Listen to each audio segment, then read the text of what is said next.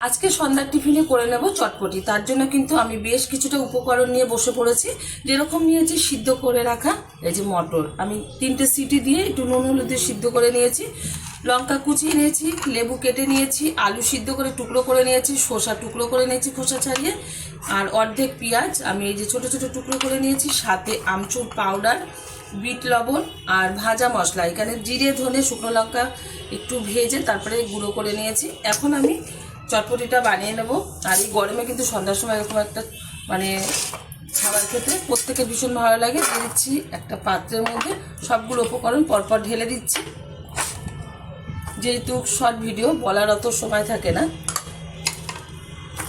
দিয়ে দিচ্ছি আলু, শসা, দিয়ে দেব পাতিলেবুর রস।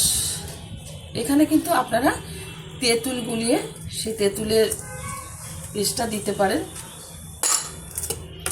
দিয়ে দিচ্ছি আমচুর পাউডার, অল্প পরিমাণে।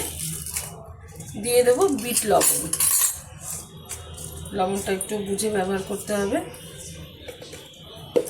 দিয়ে দেবো ভাজা মশলা, এটাতে কিন্তু ভীষণ ভালো একটা স্বাদ আসবে।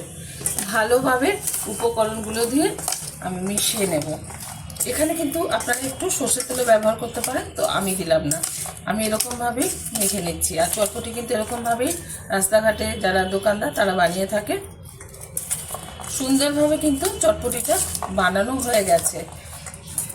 এবার একটা বাটিতে তুলে সার্ভ করছি।